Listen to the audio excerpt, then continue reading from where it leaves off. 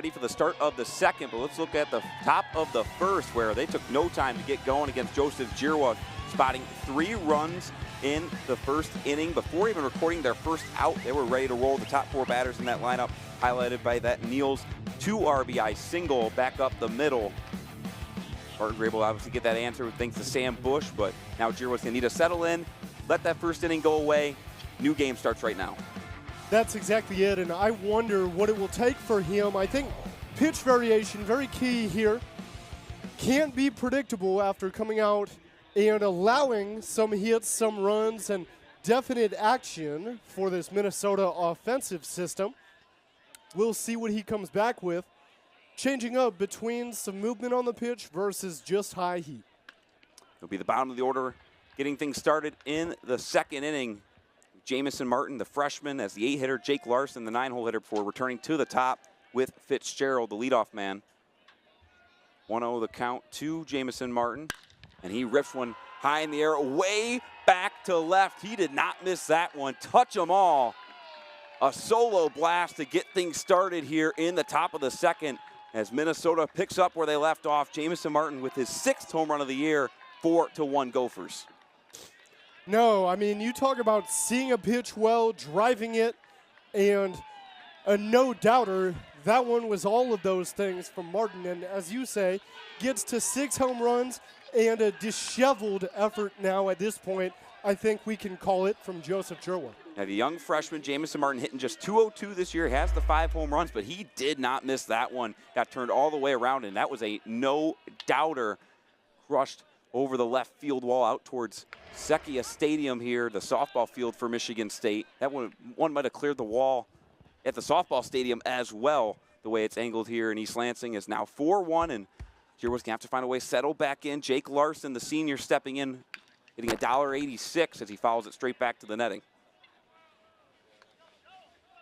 And I think with Larson, the case is interesting because over the summer of 2024, he was with the Wenatchee Apple Sox of the West Coast League out there in Washington, had 21 hits, 23 games, but it hasn't been the case after returning to Minnesota in the Big Ten.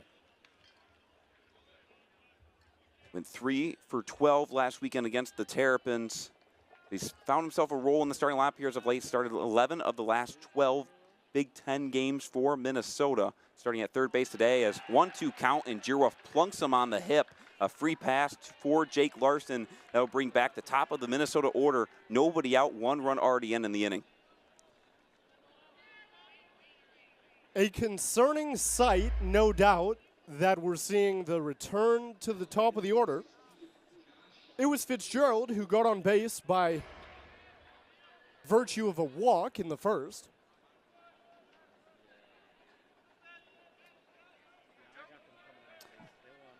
Now back in is Fitzgerald, the right-handed batter. Watches strike 1 go by. Have not been enough first pitch strikes for Giroux so far in this game, but he gets one against the right fielder for Minnesota.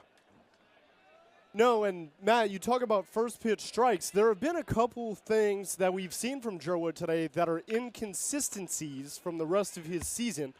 As you talked about earlier when it happened, just the 21st time walking a batter, and then most recently only the 5th time hitting a batter. So, man, it's out of character for Joseph Giroux to this point. Yeah, I said it last inning. I don't know if you caught it, but he had not allowed a home run here at McLean Stadium all season long until that home run just a moment ago from Martin. Yes. As now 1-2 the count to Josh Fitzgerald. Comes in on a 6-game hitting streak. He's had 3 multi-hit games in his last 5. He walked his first time up, came around to score. Behind in the count, 1-2. Here comes Giroux as the runner goes. Shot back up the middle. Sliding stop McKay. What a grab on to first. Double play. An unfortunate break for the Gophers. That ball was hit really well right back up the middle like you're supposed to. The runner went. The hit and run failed Minnesota there. And what a stellar play by Ryan McKay up the middle. It was. And Ryan McKay has been making plays of this magnitude the entirety of the season. Really nice poise and composure by him. And overall, just a great turn of the double for Michigan State, backing up Giroux, now back in a little bit of rhythm there. That one was scorched back up the middle. Great stop on the slide, and something finally goes the way of Joseph Giroux. McKay with the big hit last inning with the lead things off with the double, and now with a web gem on the defensive side as Birkeland steps in. He walked in the first inning.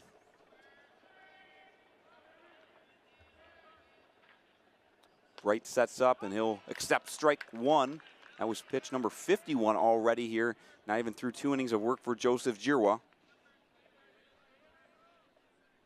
Important weekend for Michigan State. They are among 7 teams battling for the final few spots in the Big Ten tournament. There's a 3-way tie right now for 11th and 12th place.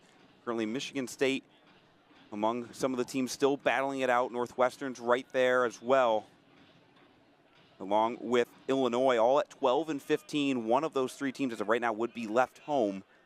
But still plenty of baseball left to play, plenty of teams playing each other in this final weekend as the 1-2 misses way upstairs, 2-2.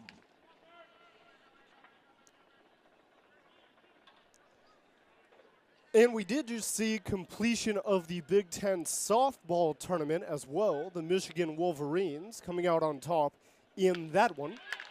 A wave and a miss, strike 3. Giroux bounces back after the leadoff blast by Jamison Martin. We're going to get another look at that one here in a second. But a good bounce back from Giroux. Gets a much-needed double play ball and then a swing and a miss, strike 3 to finish things off. But Jamison Martin got all of that one to start things off. 4-1 the score. We'll be back for the bottom of the second after this.